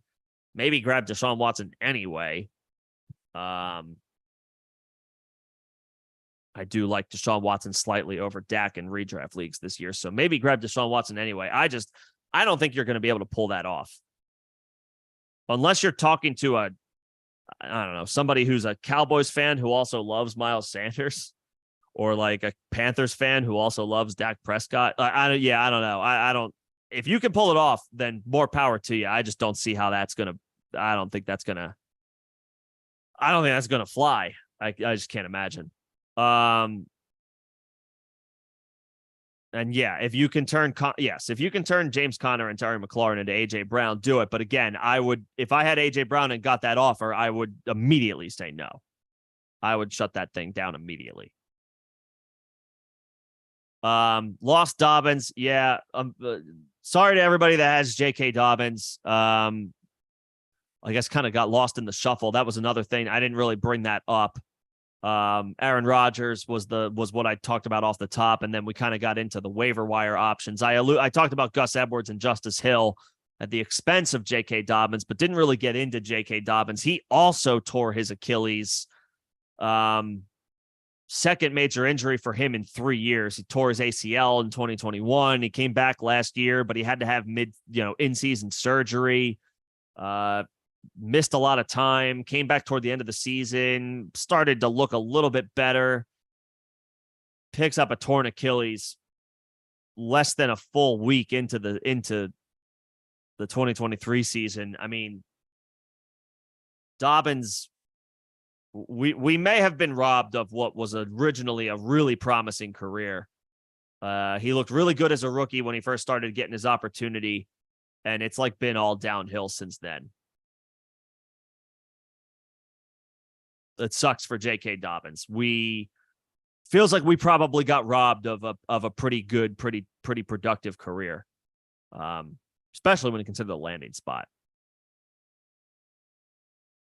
So this is an area now. This is a situation, where it's like, okay, I need to add some pieces on the waiver wire because you lost a starting running back for the season. I prefer Kyren Williams to Kenny Gainwell only because I feel like his involvement has a better chance of sticking season long. But because you have Swift, you have Saquon, you have Swift, and you have Warren. Because you have Swift, I think I actually would prioritize Gainwell. I don't know how much. I'm not doing more than like 30% of my FOB for Gainwell because you could probably get him a little depreciated because he's not practicing this week and he might miss the Thursday night game outright. Maybe he suits up. Maybe he's going to be active, but was listed DNP on Monday, didn't practice today. Tomorrow will be super telling. Even if he does suit up, I think Swift is going to handle most of the touches out of the backfield on a short week. But because you have Swift, I think I would prefer to have Gainwell over Kyren Williams in this specific situation. Let me get the handcuff. Let me get I'll take the full backfield. Just give me the full Eagles backfield because I think that's what it is. It's Swift and Kenny Gainwell. Rashad Penny might be toast. I don't even know if I don't know when we're going to see him, but a healthy scratch, like, what's that all about? I would prefer Gainwell because you have Swift. I would say maybe 30% of your FOB. I don't want to go crazy and then maybe throw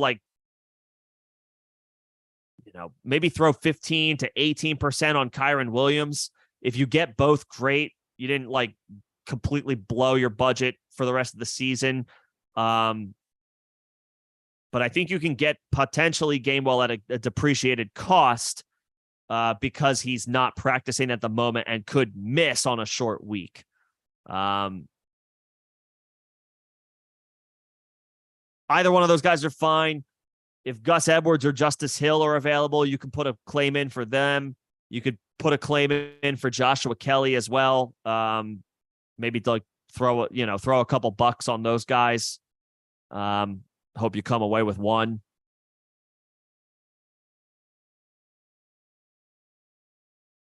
I do think you have two viable guys, at least for this week, in Saquon and Swift. I do think DeAndre Swift is going to be start worthy this week. At home, short week. Didn't get a lot of run in week one. I have to imagine he gets more run this week on a short week.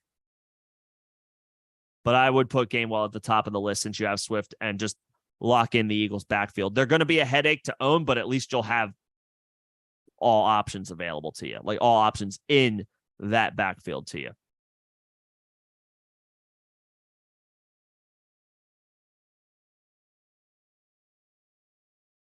Greg, I got your question. Yeah, depends on Christian Watson, but if Christian Watson's out, then Dubs up.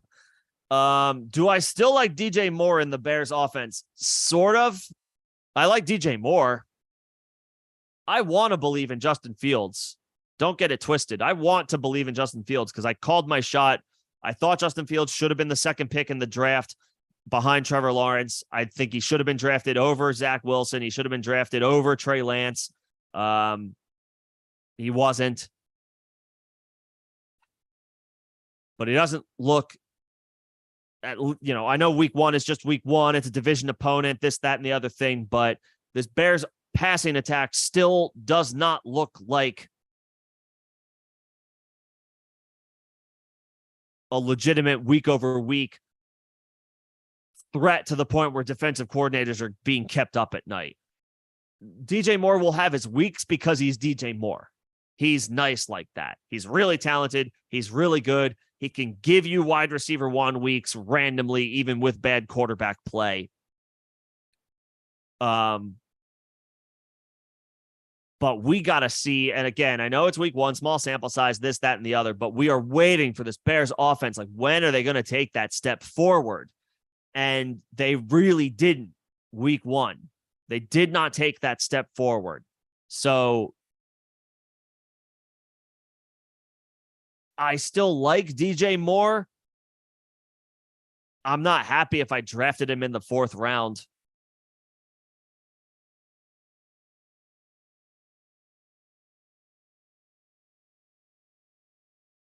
Over the likes of, I think I know Deontay Johnson got hurt, but feels like he might be a better option. Like, I'd rather have DeAndre Hopkins. I'd rather have Brandon Ayuk.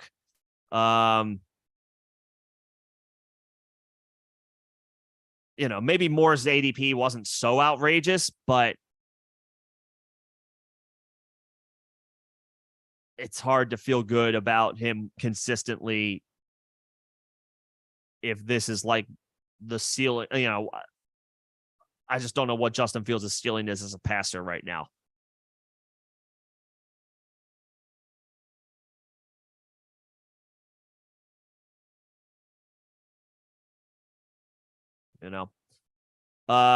Greg, you got it, man. Nico over Dubs. That's tough. I would want to find a way to keep both if I can, but I really like Nico Collins. I think Nico is strong, is a strong bench stash for 10-team leagues. And we're in leagues where you start 3 receivers. If you went robust running back, it's not inconceivable that Nico is your wide receiver 3. And guess what? That was fine on Sunday if you went that route.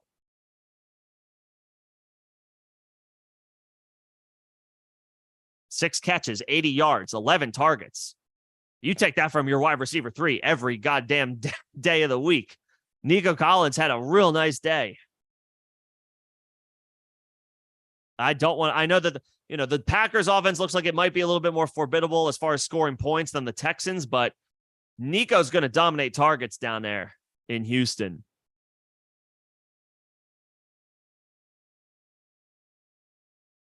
I want to keep both of them.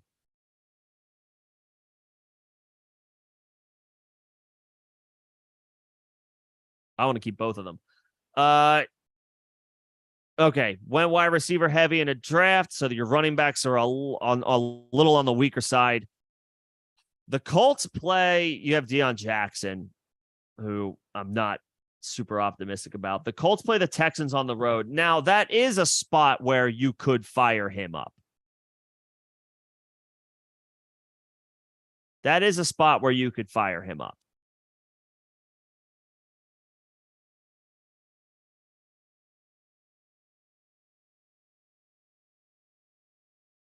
I guess that's fine. The thing with Spears, though,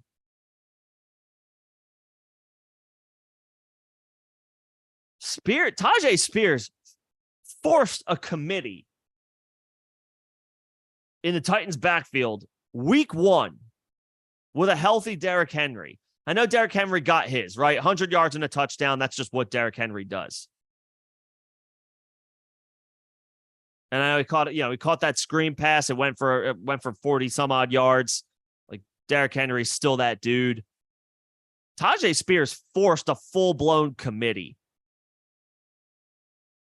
as far as the snaps that he received on Sunday. For me, Spears is a hold.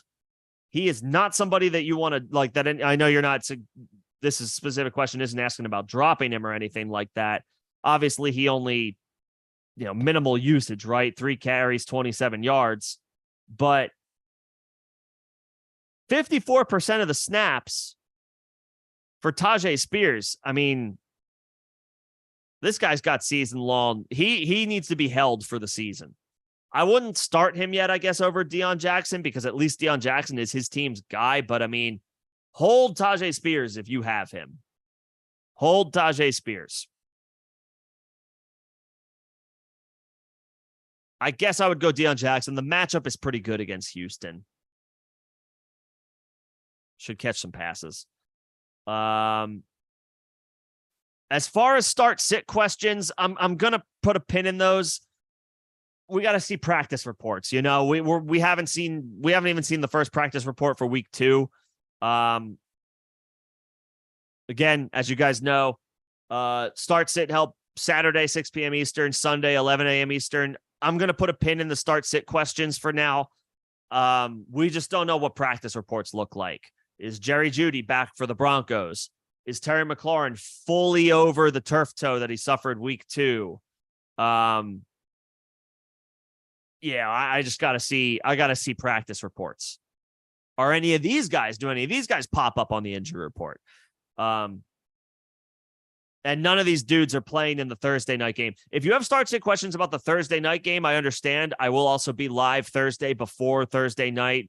So if you have start-sit questions or help that you're looking for that game specifically, I will be around. I will be here. I will be able to help out. But too early to make any definitive calls on start-sit for this week.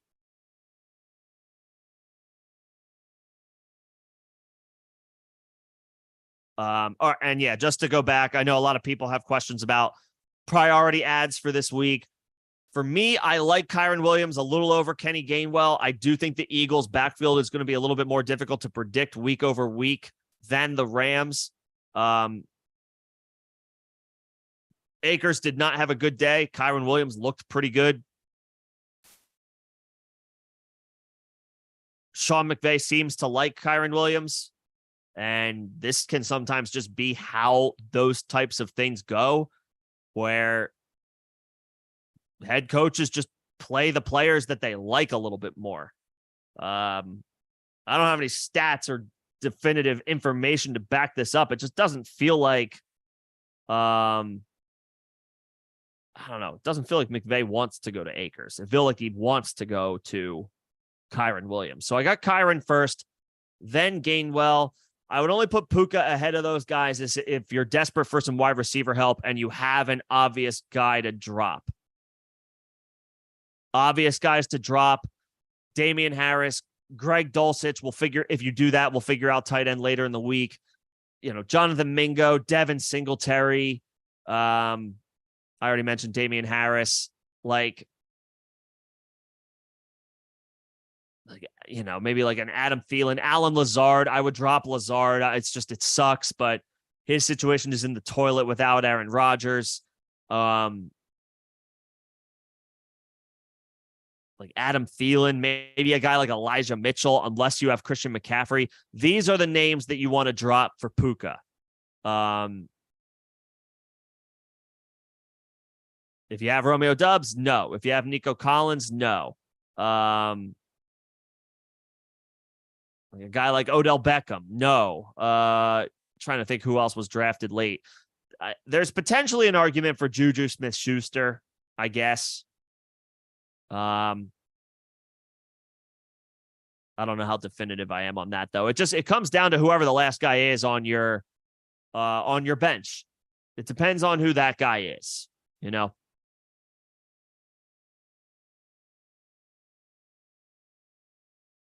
Depends on who that guy is.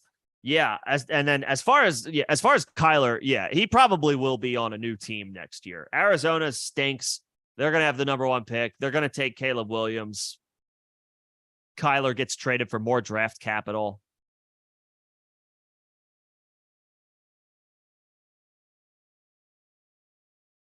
Atlanta would be a great spot for him. There are several spots where he could potentially end up. There's no doubt.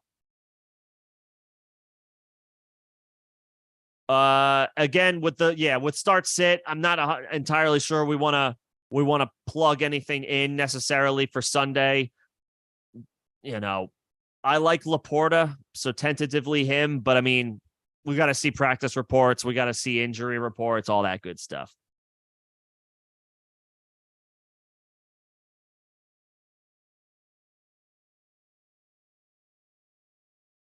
Drops as far as between Bigsby, Jerick McKinnon, and Juju. I would hold Bigsby. Juju's not a must hold. McKinnon is, I guess, if you need the running back depth, it depends on the strength of your depth. Are you strong at wide receiver? Then drop Juju. Are you strong at running back? Then drop McKinnon. And then if it's for, whether it's for Puka or Gainwell or Kyren Williams, whichever you prefer, I prefer Gainwell, or excuse me, I prefer Kyren Williams. If you need receiver depth, drop McKinnon for Puka. If you need running back depth, drop Juju for either Kyren Williams or Kenny Gainwell, or one of those Ravens running backs. And speaking of the Ravens running backs, Johnny, how much do we spend on Justice Hill? I'll go 15% of my FOB. I don't really want to go higher than that. I still truly believe that Gus Edwards is the better option in that backfield. Again, he averages 5 yards a carry for his career. I know he's kind of a boring plotter, but I think he's the more, he has proven to be the more consistent player. Justice Hill might be a little bit more of an explosive player, but he's been for his career a more inconsistent player. I know he had the better day on Sunday, but I lean Gus Edwards. I would spend maybe 10 to 15% on Justice Hill, and I'd be willing to spend more like into the 15, 18%, maybe even 20% if I feel like I'm a little desperate on Gus Edwards. Maybe more like, actually, you probably don't even need to spend that much on Gus Edwards, because Gus Edwards is the one who didn't have the good day. You might even be able to get away, if he's available, to get away with like a 10% waiver claim on Gus Edwards and come away with it. And that's what I would rather have as opposed to 15% on Justice Hill.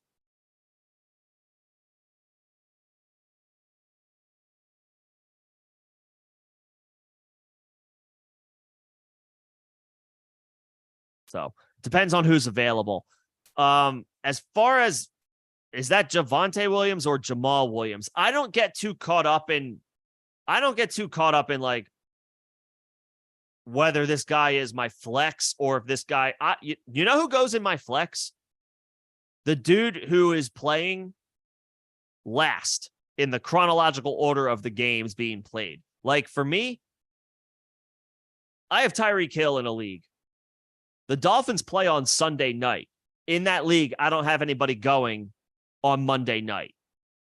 Sunday night will be the last game that I have a player playing. Tyreek Hill will be in my flex.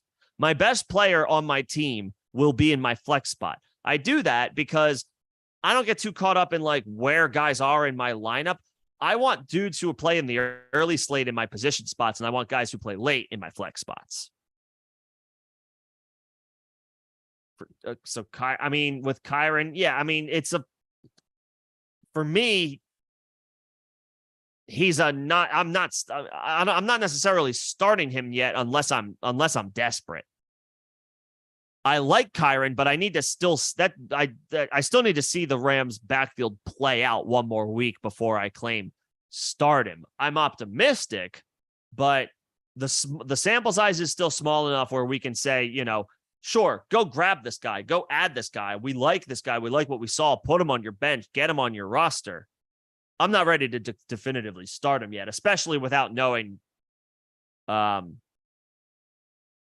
the other options are. So just to round things up before I shut this thing down, I didn't really get to quarterback ads this week. I know a lot of people play one quarterback, so you're probably all right there. But if Jordan Love is on the wire, or if Jordan Love's out there and you need a quarterback, maybe you had Rodgers, then go ahead and grab Jordan Love. Running backs, I got Kyren Williams first, then Kenny Gainwell, then Gus Edwards, then Justice Hill, then Josh Kelly. All of those names move up in priority if you have their backfield complement. So if you have Gainwell, put him over, if you have DeAndre Swift, put Gainwell in your priority list above Kyren Williams so that you can complete the Eagles backfield. If you have Austin Eckler, put Josh Kelly at the top of your priority list so you can complete the backfield. If you have one of the Ravens running backs already, go ahead and make sure you grab the other. So on and so forth. And for sure, if you have Akers, grab Kyren Williams. At wide receiver, believe it or not, I thought he would be a little bit more highly rostered, but Romeo Doubs is available in 70% of Yahoo leagues and over half of leagues on Sleeper. So Romeo Doubs is widely available. He's my wide receiver ad this week if he's available in your league over Puka Nacua. I guess I would put Puka as my second receiver ad. Again, I'm looking for I'll list the names again of guys that I would be willing to drop, like a Jaden Reed, Jonathan Mingo, Devin Singletary, Damian Harris, Adam Thielen, Alan Lazard, guys like that, whose situation either looks dire for the season or it fell off a cliff as a result of unforeseen circumstances. Those guys can be dropped for Puka, but I'm keeping him on the bench for now. Another guy that didn't get mentioned at all, who I really like this season, was Rashid Shaheed. He's probably a guy who's going to fly under the radar, even though he had a really nice day. You could probably get him for like $1. It feels like he's completely flying under the radar, but I really like Rashid Shaheed. He's another waiver wire ad for anybody looking for some wide receiver help. Certainly think he's got some appeal moving forward.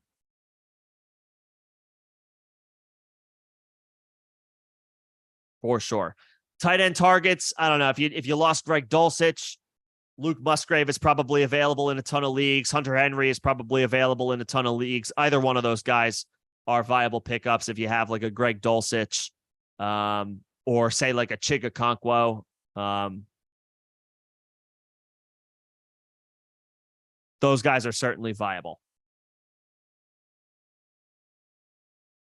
Last couple questions before I shut this thing down. Thanks, guys, for coming in today, hanging out, talking shop. Hopefully this was helpful. If you want to keep the conversation going, you can join my Discord if you're not in there already. Second link in the description of this live stream.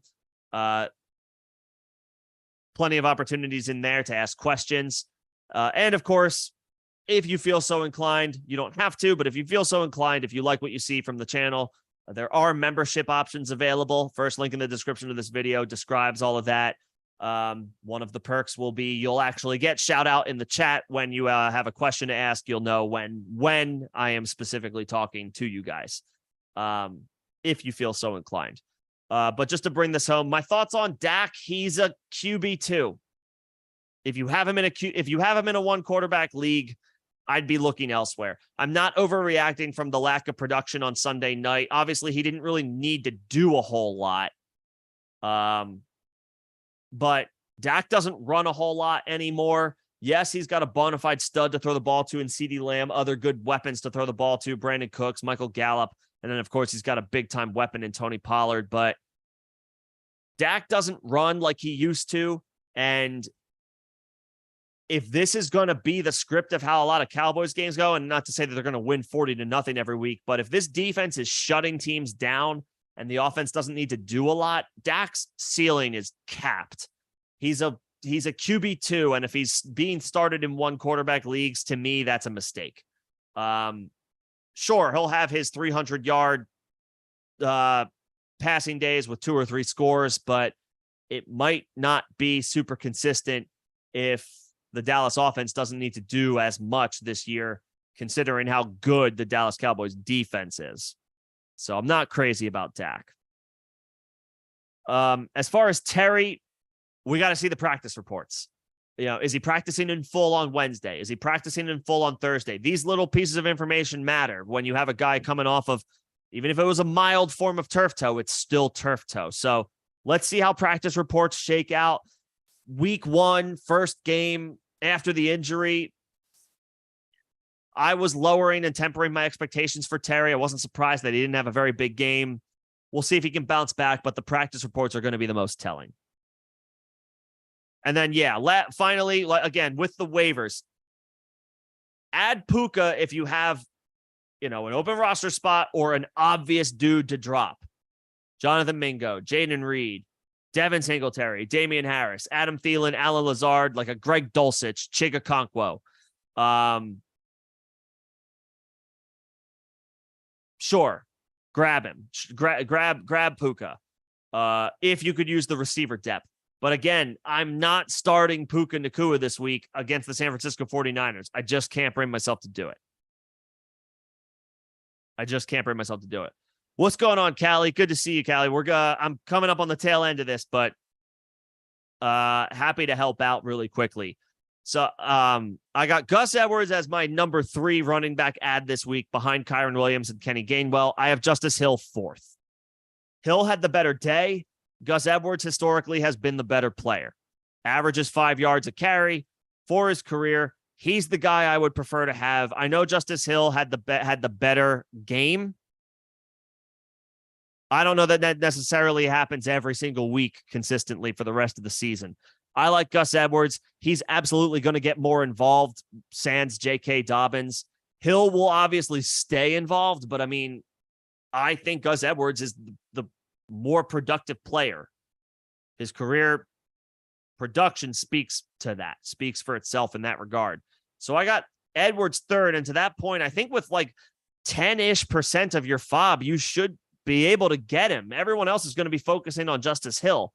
I'll take Gus Edwards, probably having to only spend 10 to 12% of my FOB. And I do think Lazard is a drop for the priority waiver ads this week. His situation just absolutely went in the toilet without Aaron Rodgers. I would drop Alan Lazard. I don't think he is a viable hold for the rest of the season.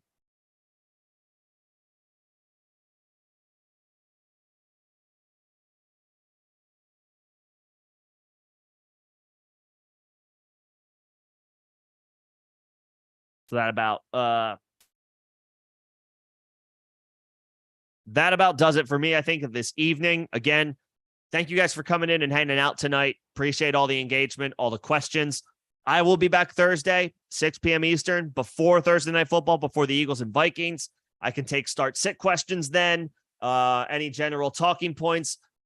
As we get into week 2, I can take some start-sit questions more likely then, but again, I'm going to tend to suggest that you guys try to tune into one of the live streams, at least one of the live streams on the weekend, either Saturday or Sunday, because by that point, we will have received practice reports for Friday. So I'll be able to give a little bit more definitive of a thought process for start-sit help over the weekend. Nevertheless, if you have start-sit questions, especially that pertain to Thursday night, I will be here to help out with that, 6 p.m. Eastern, right here on this channel.